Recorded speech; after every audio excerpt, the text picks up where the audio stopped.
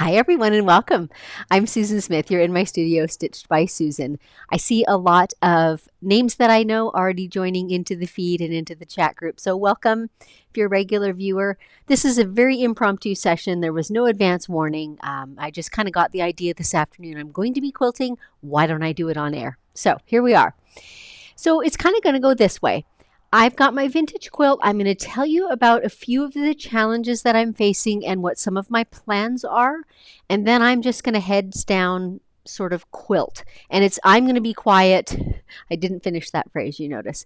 But I'm going to be quiet. We'll have some music playing, some different music in the background than we typically have, because I've got to pay 100% attention to this quilt. So really, truly, you are just getting to walk into my studio and watch while I do it. So we'll kind of go back and forth a little bit between the close-up view and the bigger picture view of what I'm doing. I think the bigger picture might be of more value to you to see how I'm handling this vintage project, but you take from it whatever you can.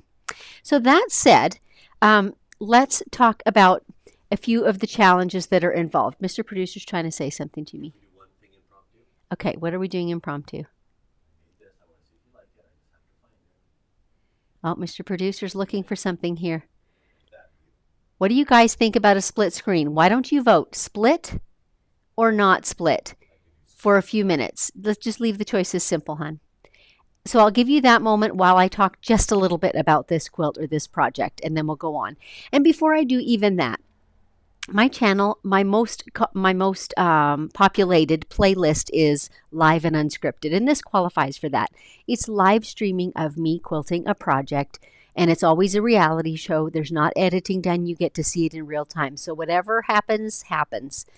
So today is one more of those, but there are lots of past episodes with lots of different quilting designs. I get a ton of questions on YouTube about loading or where I get my magnets or my red snappers, etc. So I encourage you, watch a couple of the other episodes because I talk about the products I use in a lot of them. I do try and put a list in the show notes too about what products I'm using. And so that will help you if you're interested in these products to know where to find them. And full disclosure, I do get a small commission on some of those products, but it's at no cost to you. You still buy them the same way that you would. Just if you go through my link, I get a tiny commission on some of them as well. Okay, let's talk about today's project. It is a vintage quilt. It is all flying geese.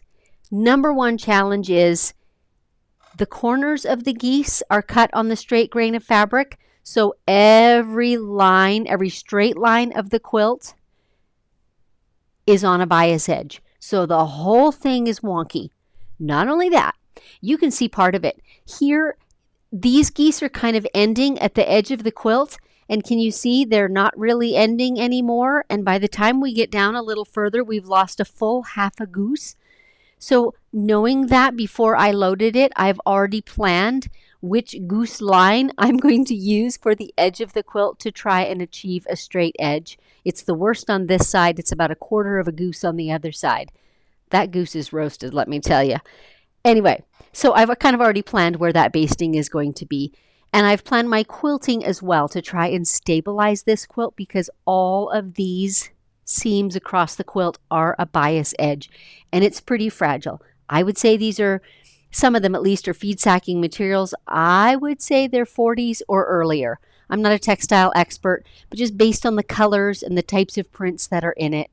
So I'm going to alternate two designs. My downwards facing goose will have a slightly geometric, just kind of an echoing of the triangle, and my upwards facing geese are going to have a loopy design so that you get a little bit of contrast of shape and even amount of quilting. So there's a difference between how those geese are quilted. And then from the backing, it will kind of read like stripes. Now there's a floral on the back, so it's not going to be super, super visible anyways. So I think that's the bulk of the challenges. I do have my ruler plate loaded. It's an acrylic plate under here so that I can use my ruler for those lines that I'm going to be quilting in the downwards facing geese. And also I'm going to have a stitching in the ditch on each of those horizontal seams as well, again in an effort to stabilize the whole thing. So that's about it. Have we had a vote on which? Do you guys like the split screen or would you prefer the little screen in the big? So split or not split was the vote. Let's see what we got. Yeah, there's one for like a close up. So Okay, it sounds like we're going to do most of it on the split. That's the general consensus. So here we go. I'm going to get started quilting. You guys enjoy the great music. And how long are we going to be on air? I won't be finishing the whole thing. It's going to take longer than that. I'm going to say something like an hour. So feel free to be doing other things while you watch and take a glance at how it's coming along from time to time, and you'll get to see how it's turning out as we get some quilted texture. Enjoy the music and whatever you're doing this afternoon or evening.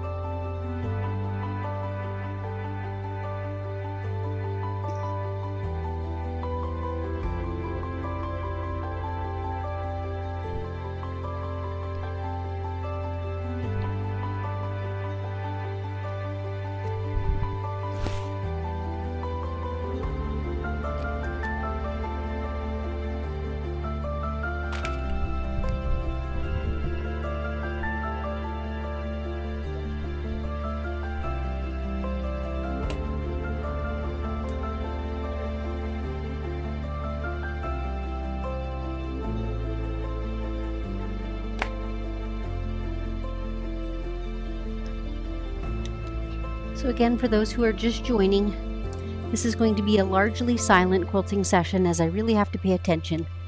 But you can always come back and watch at the beginning again as I give some introduction and details about this quilt and the challenges I'm facing. Mr. Producer is feeling quite proud of himself. He's put some of those things at the bottom of the screen. which I honestly can't read from where I am, so I'll just have faith in him.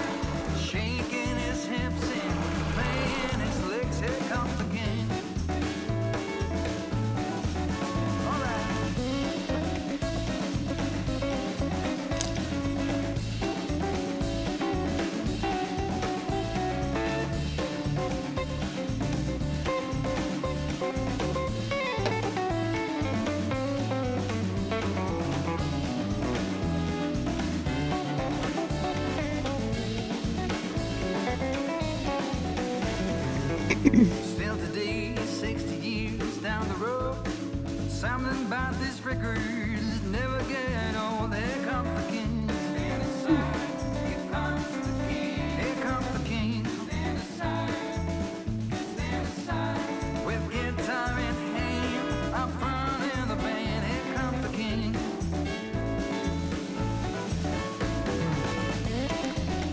His who are regular viewers can see, I have still not solved thread breakage problem. I've got feelers out into all kinds of places in the one-arm quilting world. See if we can figure out what this is. I noticed that today, so far, it's happened when I'm going left, but it's not always the case, so I'm not taking it too seriously yet.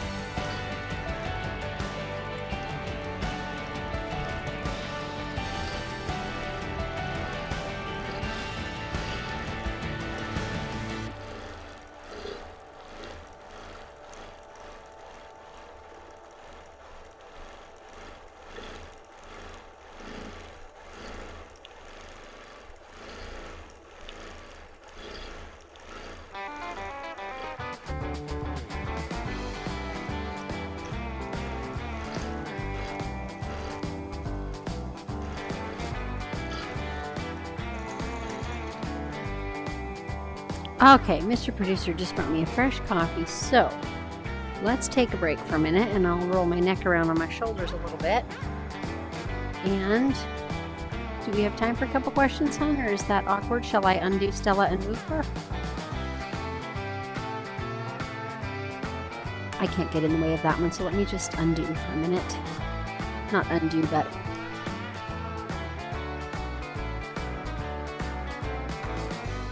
Okay. Hang on, you guys. I'll get us organized here. Get my coffee away from the quilt. Okay. Oh, pretty good. Look at that. So it's coming along. We have, let me see, 4 strips of, I don't know, 30 done, maybe 35.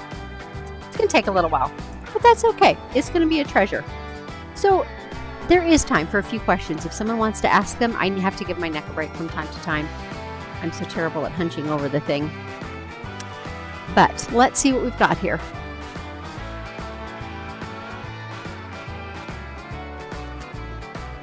I'm hearing that you viewers voted on the Baileys or not the Baileys, so thank you for that.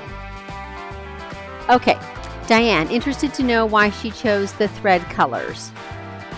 So what I've got on it is just an eggshell, and actually I was the one that made that choice, partly because of the backing color is on an ecru background, and it blends pretty nicely with all these colors. There's a few squares that have, or a few geese that have darker blue in them, but I didn't feel like a darker color would look good on the lighter fabrics in this case. This one is fairly subtle, by and large.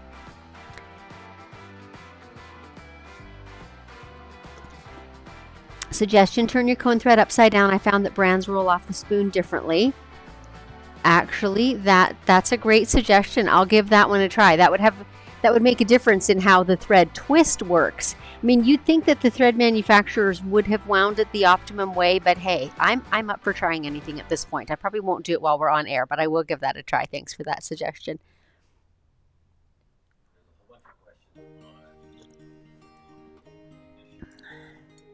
Apparently there's a lot of related questions, and Dave is just looking for kind of the first one. Here it comes. Pam, what made you decide to touch the top of the dark blue triangles with your stitching? I noticed you're traveling a bit at the top also. You mean like the top being the top of the goose points? I'll tell you why, Pam. This quilt is entirely hand-pieced, and it's very inexpert. There are pleats galore in it. There are tips that don't even come close to the other tips, or ones that overlap. So there's no hope that I can make my quilting be spot on, point to point, or even that my stitching in the ditch when I'm doing those horizontal lines, it's not really staying in the ditch. I'm just establishing a line. So I'm doing my best when I'm going back over with the next row to like travel on my previous stitching, but those points, they just are not sharp. So I'm often, stitching up, traveling across, stitching down, etc. That's why. Jeremy, hi Susan, did you resolve the thread breaking? I guess you've seen that so far, Jeremy. Yesterday I did an entire quilt, and it was double size at least, with no problems at all. Today, I'm half a bobbin in, and I've had 3 breaks already. So, Lisa, would you consider this custom? Oh, great question, Lisa. It is, in the sense that I'm doing some stitching in the ditch, and that I'm doing some ruler work, and that I'm following the seam lines, but also I'm able to just go back and forth in rows. So maybe we could call it mid-custom, or yeah, somewhere in there. It's not heirloom custom by any means. More questions?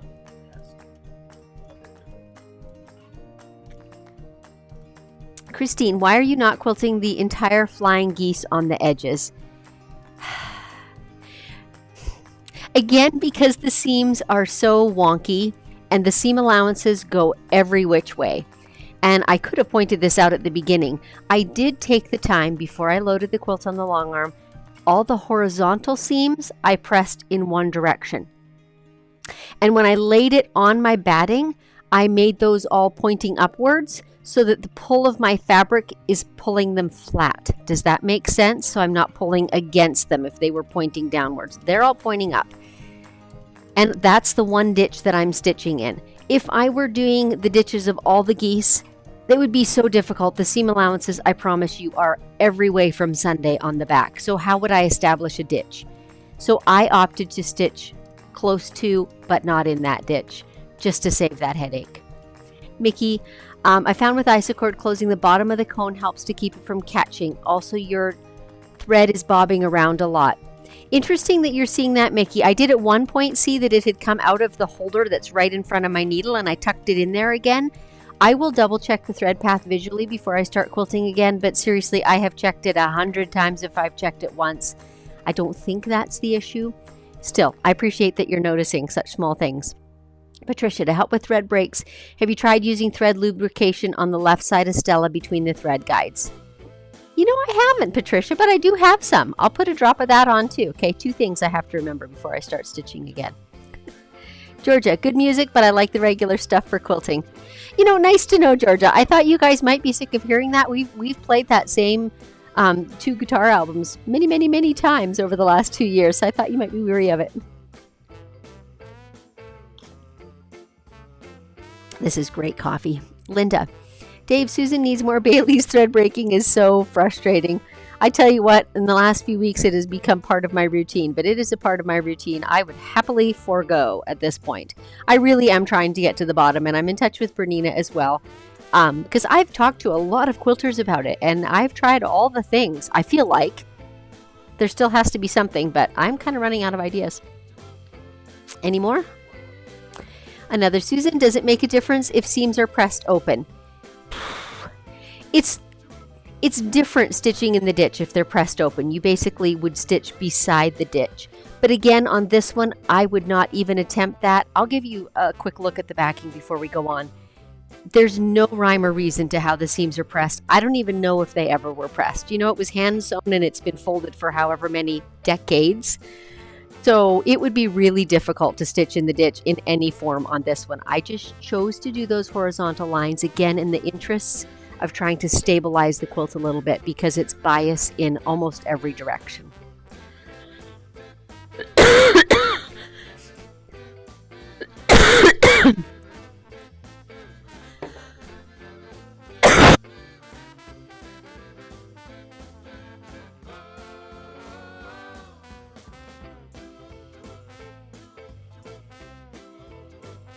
To left.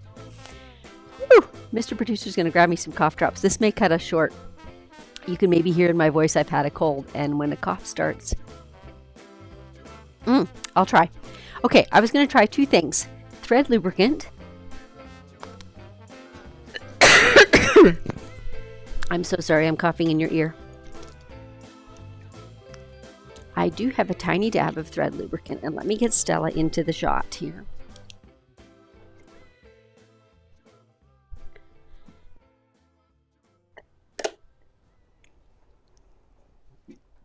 Okay, which side am I on? This side. Wow.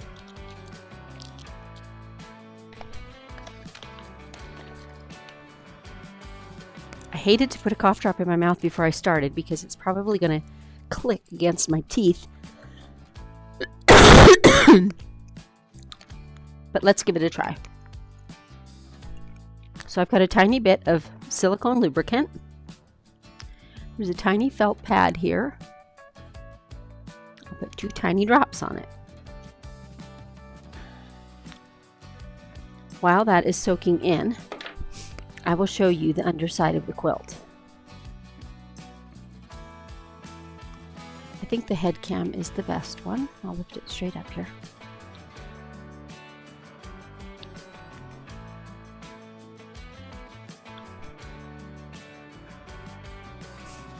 So here is, which one are you on, babe? The head cam, the face on.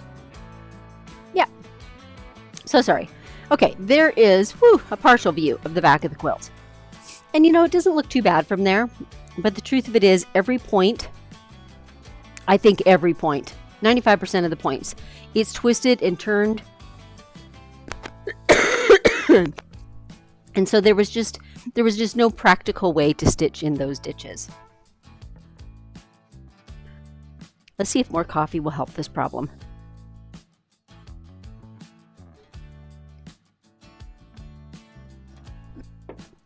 Okay, I've got some lubricant on, so now I have to rethread so that my thread passes across that lubricant.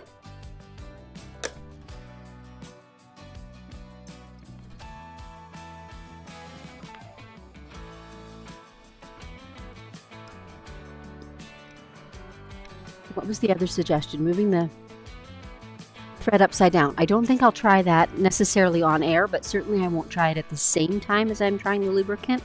Kind of one thing at a time is my plan.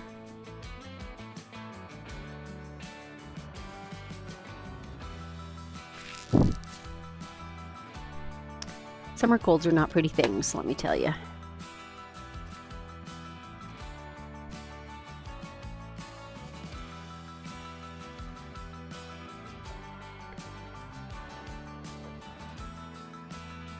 Now, Stella, know that I'm doing everything I can to help you, but you've got to do your part. Just saying. I'm struggling just threading the needle, you guys. Maybe it's time for a Caribbean getaway. What do you think? There we go. Got the needle threader mastered. All right. Where were we at?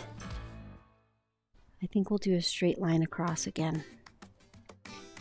Have we got, can we put the camera on that's on my left for a second, Dave, and I'll show this one line.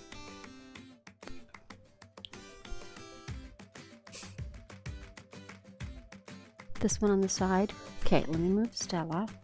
I just want to show you guys a little bit of what I'm working with here. So can you see this next line that I'm going to be stitching? Can you see the wave here? That is a solid 3/8 of an inch.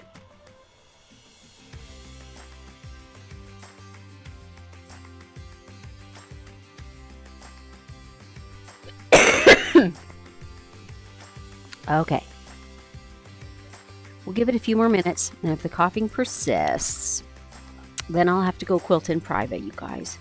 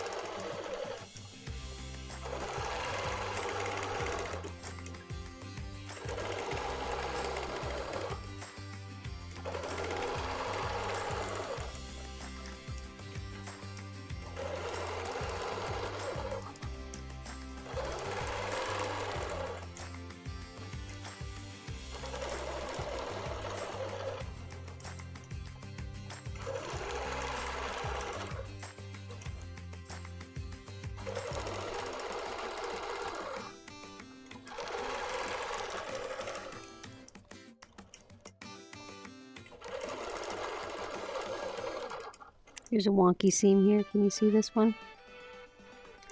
There are just so many of those.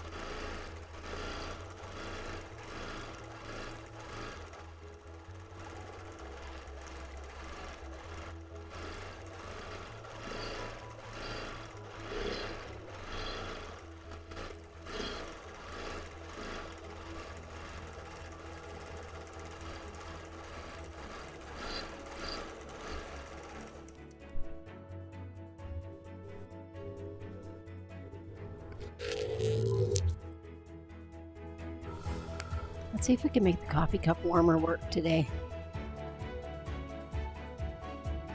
Since I'm not talking so long or so much. See how that goes.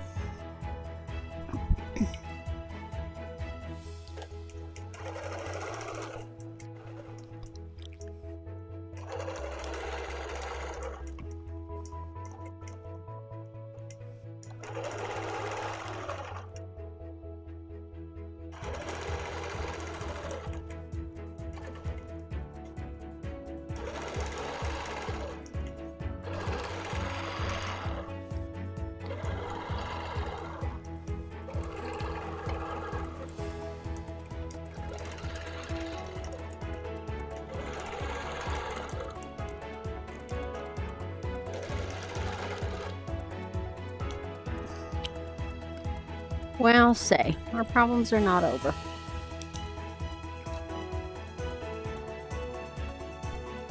This time we do have a catch in the bobbin. Maybe for once there's an actual culprit that I can fix.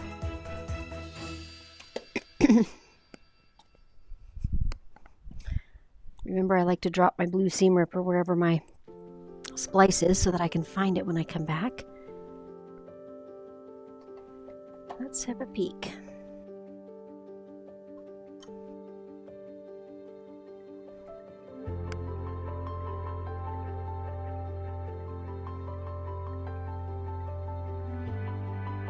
I'm just going to pull this out far enough so that I can see in there.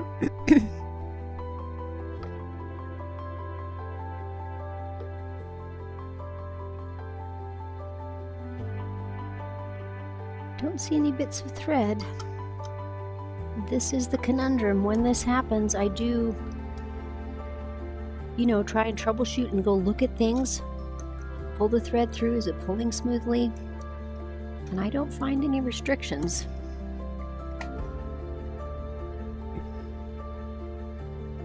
Yeah, that is indeed the conundrum.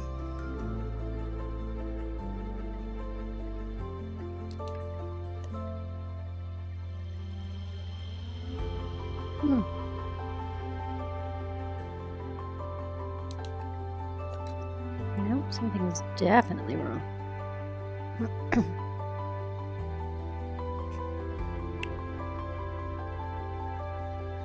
We've got a frayed thread, that's what it is. Get that all out of the needle. Frayed thread has not typically been an issue, so maybe the thread conditioner will help with that. You saw that earlier I put a new needle on.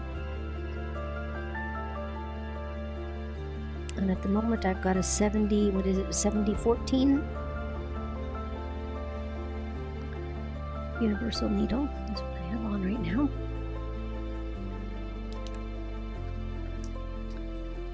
There's that problem solved.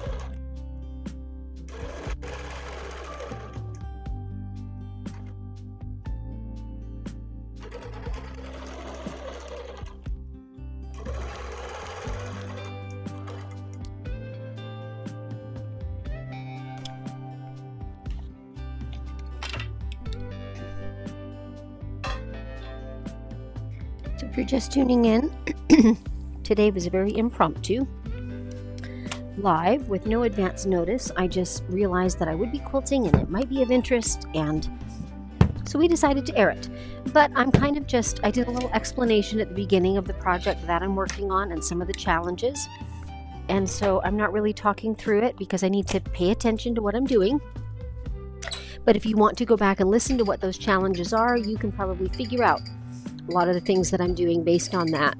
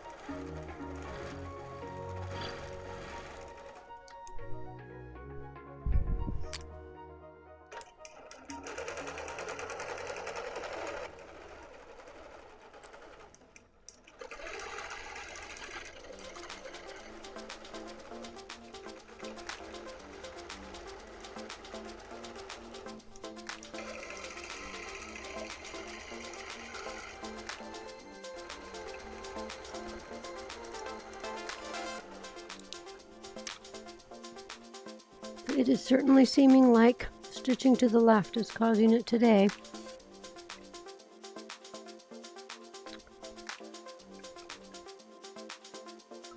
Or is when it's happening. Causing it.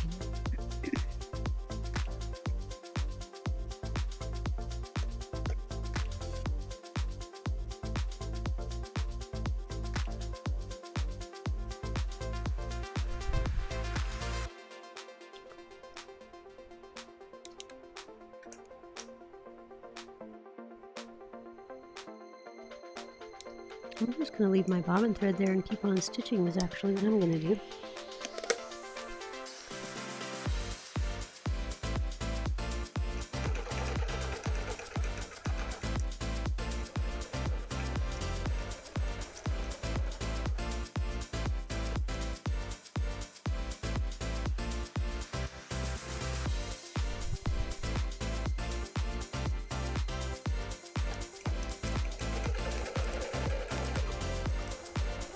So I've been trying to watch my top thread out of the corner of my eye, and I'm not seeing it particularly wobbling or flashing. So I wonder if you, whoever commented on it, maybe saw it that one time when it was out of the one hook. Perhaps.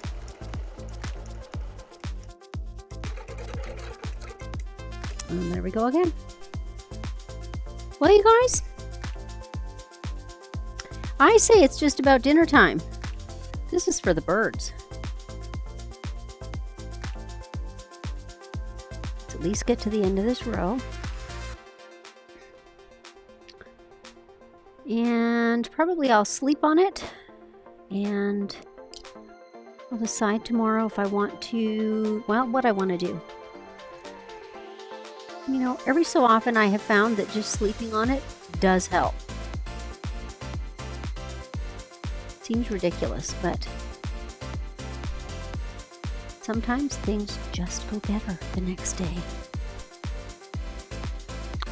And today, because I made no promises to you, this was a surprise anyways, I am just going to do that. I'm going to get to the end of this row, and I'm going to head off to make our dinner. I'll take a few questions before I go, so if you do have something you wanted to ask, a comment or suggestion you wanted to make, pop that into the chat window right away.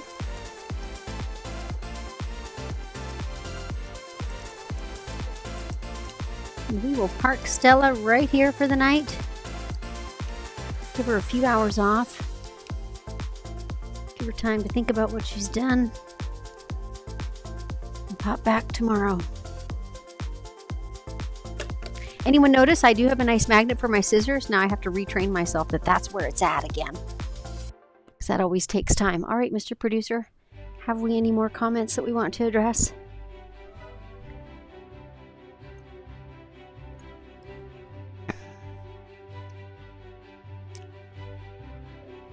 Okay, Teresa, your machine is like mine. Doesn't like to stitch straight lines from going right to left. You know, it's a funny thing, Teresa. I have done that. I've done it on a number of quilts with no problems. So I'm just really trying to work through all the various variables because I feel like it's got to be something. So I don't keep many kinds of thread on hand because I've always been fond of the isocord. So I've got some on their way. so that I can try out some other threads and see if that's something that I can get better results with. And Linda is asking if I've tried a different bobbin case. And yes, I have done that. And I've tried a new spring in the bobbin case as well. Yeah, good suggestion, though. Yes, absolutely. Tracy, is that white thread or invisible? It's an eggshell thread.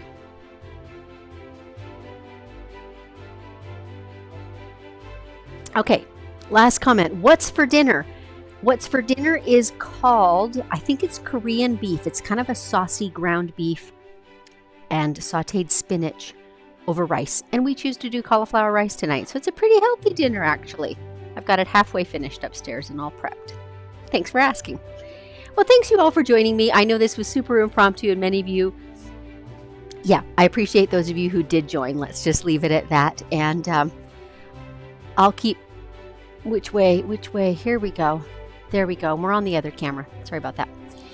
Thanks for joining those of you who did tune in today. Once again, this was live and unscripted indeed, but it was very impromptu. And so I've been working on this vintage quilt, and I didn't talk a whole lot while I was doing it, but if you want to see the challenges that are particular to this quilt, go right back to the beginning. And I did talk a little bit about the background and what I was facing and some of the decisions that I made and why.